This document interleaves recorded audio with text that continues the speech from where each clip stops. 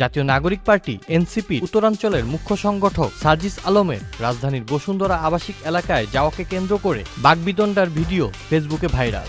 ঘটনার একাধিক ভিডিওতে দেখা যায় সার্জিস আলম তার অনুসারীদের নিয়ে বসুন্ধরা আবাসিক এলাকার একটি সড়কে কথা বলছেন।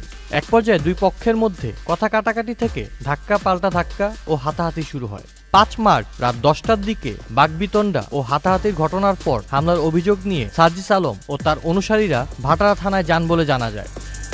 এই ঘটনাকে কেন্দ্র করে বুধবার মধ্যরাতে সার্জিস আলম ফেসবুকে একটি পোস্ট করেছেন। তিনি তার পোস্টে লিখেন, ইফতারের পর বসুন্ধরা আবাসিক এলাকার প্রাইভেট ইউনিভার্সিটির সহযোদ্ধাদের সঙ্গে চায়ের আড্ডা দিতে এবং তাদের কথা শুনতে যাই। সন্ধ্যা ৭টা থেকে রাত ১০টা পর্যন্ত তাদের সঙ্গে গল্প আড্ডা হয়, তাদের কথা শোনা হয়, চায়ের আড্ডা হয়। এনএসইউ, আইইউবি, এআইইউবি, ইউআইইউ এই ৪ প্রাইভেট বিশ্ববিদ্যালয়ে শতাধিক সহযোদ্ধাদের সাথে আড্ডা দিয়ে এনএসইউর সামনে দিয়ে হেঁটে আসছিলাম।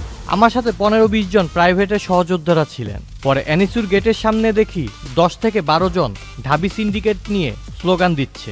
এর মধ্যে ছাত্রদলের সেন্ট্রাল নেতা আহমেদ শাকিল ছিল। আমি এগিয়ে যাই তাদের কথা শুনতে, কিন্তু তারা ইচ্ছাকৃতভাবে আমার সাথে থাকা প্রাইভেটের শিক্ষার্থীদেরকে গালিগালাজ করতে থাকে। ওদের ১০-১২ জনের মধ্যে ১-২ জনকে স্টুডেন্ট মনে হলেও বাকিদের দেখে ভাড়া করা টোকাই দুষ্কৃতিকারী মনে হচ্ছিল। বিব্রতকর পরিস্থিতির সৃষ্টি করাই এদের উদ্দেশ্য বুঝতে পেরে আমি দুই পক্ষকে চলে যেতে বলি এবং চলে আসি। পরবর্তীতে ছাত্রদলের শাকিল তার নেতৃত্বে তার সাথে থাকা টোকাই দুষ্কৃতিকারী সন্ত্রাসীদের নিয়ে পূর্বে আমার সাথে থাকা ওই প্রাইভেট ইউনিভার্সিটির ছেলেদের উপর ধারালো অস্ত্র দিয়ে হামলা করে এবং সরাসরি মাথায় ও পিঠে আঘাত করে একাধিক জনকে রক্তাক্ত করে। এছাড়াও তিনি হামলাকারীদের বিচারের দাবিতে লেখেন, ছাত্রদলের শাকিল সহ বাকি সন্ত্রাসীদের দ্রুত বিচারের আওতায় আনতে হবে। ১৬ বছর ধরে ছাত্রদল টোকাই লীগের দ্বারা নির্যাতিত হওয়ার পর আজকে যদি ছাত্রদলের কেউ একইভাবে টোকাই লীগের সন্ত্রাসীদের মতো আচরণ করে, তাহলে তারও পরিণতি টোকাই লীগের মতো হতে খুব বেশি দিন লাগবে না। সবশেষে তিনি হামলাকারীদের উদ্দেশ্যে লেখেন, শিক্ষা নেন, সময় থাকতে নিকট অতীত থেকে শিক্ষা নেন।